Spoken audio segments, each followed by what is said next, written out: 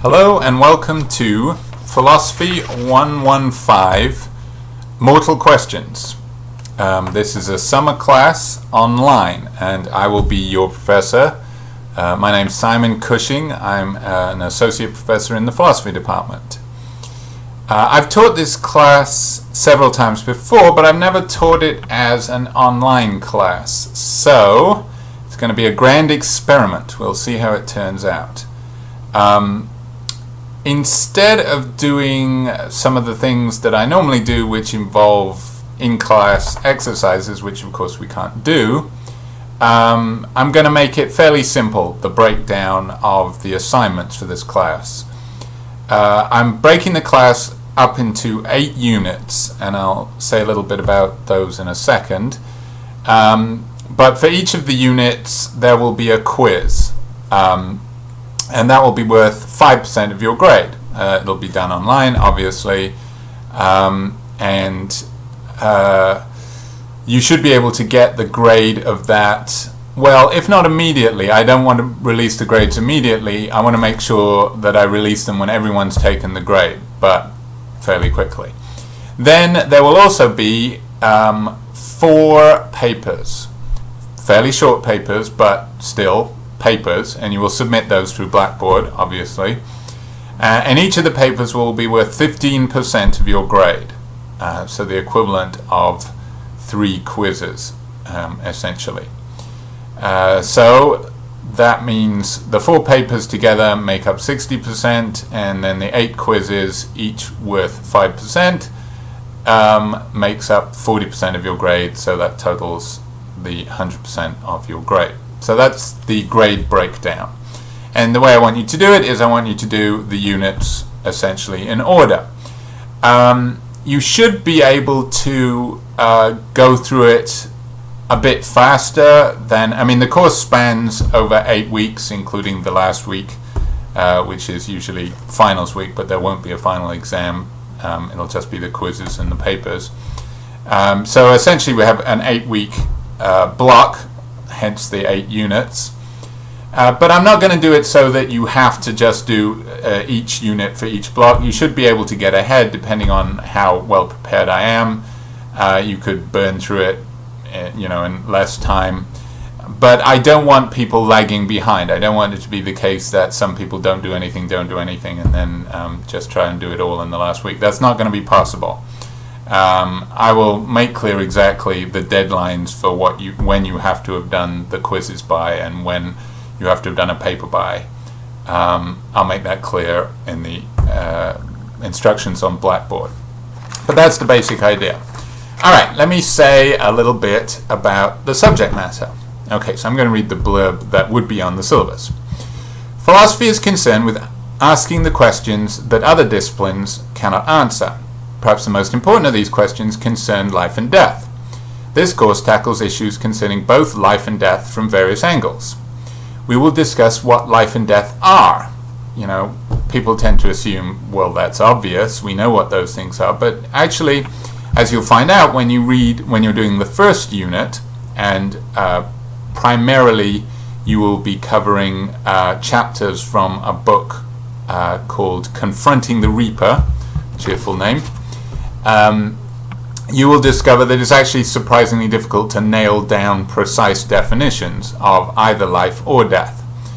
After all, a dead human contains a great deal of living tissue, including organisms. We have huge numbers of living organisms living inside our gastrointestinal system, without which we wouldn't be able to survive. So some people argue that they're part of us even though we think of them as independent organisms.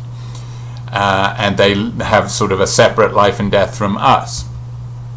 Okay, so we'll start out by trying to define life and death. That is sort of one philosophical task that we'll begin with. And it's good practice for what philosophy is. In fact, the first unit is supposed to give you a little bit of an introduction about what's distinctive about philosophy, how we go about things. One thing that is distinctive about philosophy is that you don't have research papers in philosophy. the papers that I'll be asking you to write are discussion or analytical papers, which has pros and cons. I mean, the pro is you don't have to do research. You don't have to go out into the world and come up with new information. The papers will be that you'll be asked to write will be on material that you have been required to read already, so you don't have to come up with new material.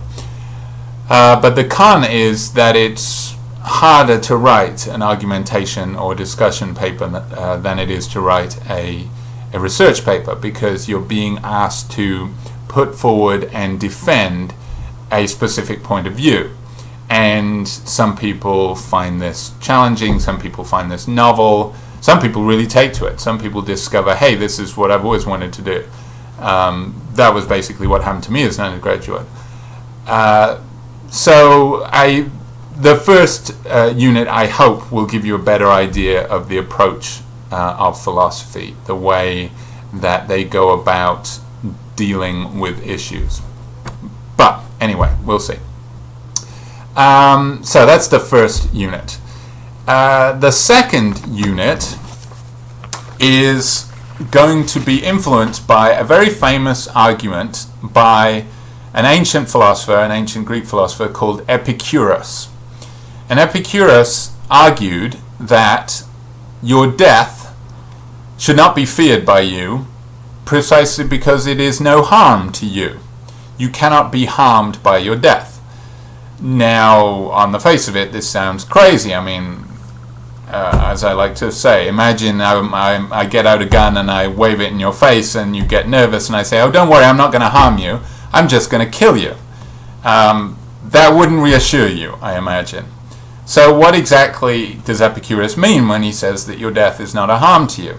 Well, we'll see. Essentially, the idea is something can only harm you if it is unpleasant or painful, and after your death you don't exist, and people who don't exist can't feel unpleasant sensations or pain, so therefore your death can't be harmful to you. Or to put it briefly, your death won't harm you because you won't be around.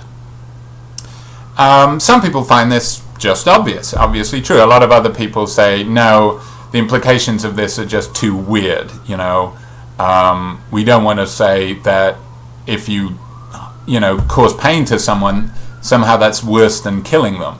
That seems too strange. But he has powerful arguments, and he has powerful criticisms of the alternatives. So we'll look at that. That'll be the second unit, and it's an interesting discussion. The third unit is on a topic that gets discussed in other philosophy classes too, which is personal identity and whether or not it is possible to survive the death of the body. Because I think we all know that our bodies are going to die. Otherwise it would be pretty horrible that we've been burying people and cremating people if their bodies aren't really dead. So we know that's going to happen to us, but a lot of people believe, and it is a tenet of many religions, that that's not the end of us, that in some sense we survive the death of our bodies. Well, how can that be? Because we normally assume that we are our bodies. We certainly talk that way. You're looking at me right now, and what are you looking at? You're looking at this piece of flesh, my body. So there are various views about what makes me me. And this is the topic in philosophy that gets called personal identity. And there are various views that seem to allow for the possibility that I am distinct from my body. I mean, one obvious fact is that I think that I've been around much longer than this particular body, because this particular body is made of cells that are newer than me. One statistic that people tend to repeat, which probably means it's bogus, but you've probably heard it, is that the cells in your body get replaced entirely every 7 years or so. Well, you're older than 7 years old unless you're some kind of genius taking online classes. So you must be in some sense older than this body, so you can't be the same as this body. But then what are you? We'll see that there are people who say that you still could be your body, and then there are people who say that there is something called a soul, and that's what you are, and then there are people who say that you're neither of these things. You are consciousness that isn't the same as a soul, and is actually just something that a soul contains, or maybe a body contains.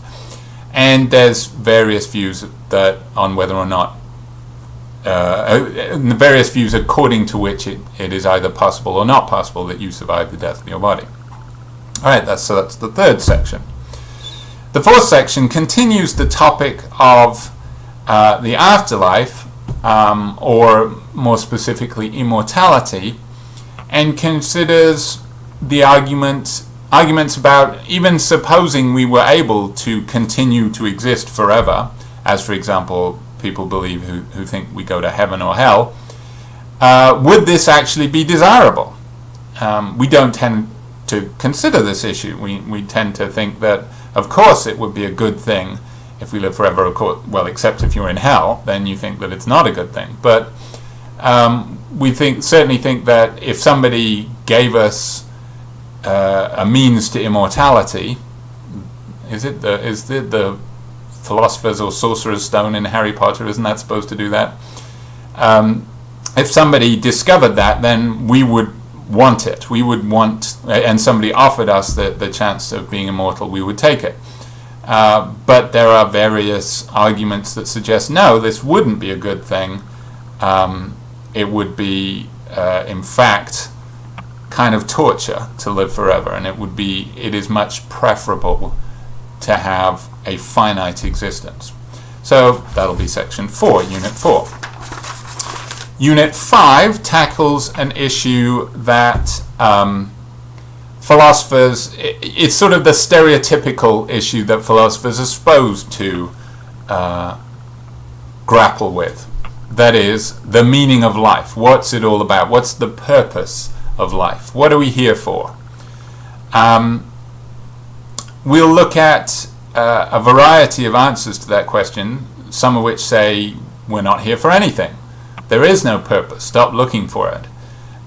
Then there are people who suggest that the only place to find meaning or purpose in our life is in religion, or in the idea that we are the creations of a higher power, and that higher power gave us a purpose, just as we give purpose to the things that we create because we make them for a reason. So this higher being gave our lives meaning or purpose by creating us. Then there are alternatives who say no. So there's a view that says our life doesn't have purpose. There's a view that says our life does have purpose, but only if we are created. And then there's another view that says no, there is no creator, or even if there was a creator, that wouldn't be the kind of thing that would give us the purpose we want. For example, a famous example is, imagine that you found out that you were created by a higher power, but what you were created for was to be for food, for aliens that are more special than you. You know, suppose actually we're kind of stupid relative to this much more sophisticated alien species, and they're actually the favorites of this higher power, and we are just created as a food source, kind of like the way we regard cows. So it's a great news, your life has purpose. Bad news, the purpose is food. Would that be a good thing? I think we wouldn't be so happy about that purpose. We tend to assume that if we were made by God or something like that, that the purpose he or she made us for is a good one, and is one that we would be pleased to discover. So an alternative view says, in fact, your life can have meaning, but it has to be one that you create for it. You have to be the source of meaning or purpose. And actually, this is a bit of a burden, providing your life with meaning. It's kind of a challenge. So those are the various views. That's an interesting but kind of tough topic. We'll be looking at that in Unit 5. In Unit 6, we will move into issues related to bioethics. So up till this point, the questions have been what is sometimes called more metaphysical, to do with the nature of being or the nature of existence. Metaphysics is a section of philosophy that tackles particular kinds of issues about the nature of existence, the kind of issues that physics can't handle. Physics can handle the nature of matter, what particles it's made of and so on, but metaphysics is concerned with things that physics can't study, like the nature of free will or whether or not life has purpose, things like that. Okay, but in Unit 6 we'll be looking at another area of philosophy, which is ethics, and specifically bioethics. Ethics is concerned with right and wrong, and again it's something that philosophy is uniquely suited to. It's not something that the other subjects deal with. Bioethics is a particular field of ethics that concerns issues to do with medicine, to do with life and death issues. And specifically, we will then move into this book, Rethinking Life and Death, The Collapse of Our Traditional Ethics, and we will look at issues to do with euthanasia, not so much abortion, although that is relevant, but largely to do with end-of-life decisions and what happens with people who are what is called brain dead. And actually, the book gives something of a history of where the criterion of brain death came from. It used to be you were declared dead if you couldn't mist up a mirror. They place a mirror in front of your mouth, and if it missed it up, you were alive, and if it didn't, then you were dead. But with the advancement of medical technology, people can breathe but have essentially nothing going on upstairs. They can be what is called anencephalic, which means actually lacking a frontal cortex. Some babies are born that way. Or you can have a head injury so that that part of your brain dies. There's what's called a brain bleed, and it kills that part of your brain, and you're incapable of any form of consciousness. You can't feel pain, you can never think. And the current standard of death suggests that if that has happened to you, even if you can actually breathe, and even if you can breathe on your own, you don't even need life support, you could still count as dead because you're incapable of conscious thought. Section 6 will introduce this topic.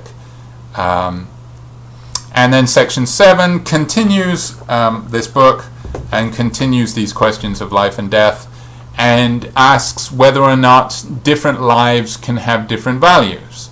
One of the things that Peter Singer does in this book is he discusses what is called the sanctity of life view, this idea that all life is sacred and of identical value. And this view is committed to the idea that, for example, anencephalic babies, babies without a frontal cortex, or people who are in a persistent vegetative state because their cortex has died, and they're never coming out of it, those people's lives are of equal value to our lives, your life or mine, because you can't make comparisons between values of life. And what Singer argues is that no, this is an unsustainable view, and what is more, it's not actually a view we're acting on at the moment, particularly with this brain death criterion, because people in persistent vegetative states are their organs are being harvested to save people whose cortexes are intact. And he argues for a quality of life view. He argues that you can say that certain lives, the lives of people with intact cortexes, are more valuable than the lives of those who are breathing but have no consciousness of any kind. And he continues arguing from that in the next section. So now that's actually only 7 units, and I said there'd be 8, but I think what I'll do is, what I'm going to do, what I will have done by the time you see this, is I will make the first unit worth 2. So the first unit is going to be the equivalent of 2 units. So the quiz will be worth 10% total. All right. Oh yeah. I showed you this book, which is one of the 2 books you need to own. The book that the first 5, well 6 really, units is based essentially on is this book, 10 Good Questions About Life and Death by Christopher Belshaw, Blackwell Publishing. Both of these should be in the bookstore. You should be able to get them that way. I mean, if you want to get them online or something, this is what they look like. Rethinking Life and Death, The Collapse of Our Traditional Ethics by Peter Singer. He's one of the most famous living philosophers, which means he's not famous at all because nobody cares about philosophers, but amongst philosophers, trust me, he's a rock star. Christopher Belshaw, he's a Singer, although he's Australian, is based at Princeton University in America. Belshaw is based in the UK, and this is a British book, so you might find some of the allusions a bit confusing if you're not familiar with British culture, but it is meant to be written as an accessible to non-philosophers. And besides, you're all watching the World Cup now, so you're getting used to all things British. You get it now. You understand what's important. Let me think. Is that it? Yeah. I'm going to set up a discussion board so that you can discuss amongst yourselves problems you might be having. For example, technical problems with Blackboard or whatever, because one of the things that's unfortunate is I don't have the same view of Blackboard as you do. I have the instructor's view, you have the student view, so you might be having problems and you might say I can't see this button or so and so, and I don't get exactly the same view as you. So there's going to be a discussion forum so that you can discuss these things with fellow students. But also I want to set up a way where I can have sort of the equivalent of question and answer sessions like this, where you can talk to me. There's something that Blackboard does called Blackboard Collaborate, which is under the Tools section in your little menu. And I've never used it before. I'm going to learn how to use it. I know the basics, but I haven't actually tried it yet. And we will set up sessions where you can call in and directly ask me questions, and I can see what you look like and you can actually talk to me. We'll set that up. As I say, I've never actually taught these classes online, so this is all exciting and new. Let's hope it works out. I think that'll do as a welcome. Get reading. Oh, one more thing. Yeah, I've showed you the 2 books that you need to buy. They're not the only readings, though. And in fact, there's a fair chunk of readings in the first unit that isn't either of them. Any readings that are not in these books, though, I will provide for you in the form of, a PDF documents. So when you click on the button, the unit button, one of the things that it will provide is the readings that supplement the readings in these books. Yeah, so this book sort of gave me the outline for the course. Actually, I've taught it before without using this book, but this touches on the wide variety of issues, from what exactly is death, the puzzle that Epicurus gave us, what is the meaning of life, all of those things. He's got a little chapter on each of those topics. So most of the units you'll be reading at least one chapter from this, but then I will supplement it with other materials that I'm familiar with and that I think are good and accessible. All right, that should do it. Hope to see you guys more as the summer goes on.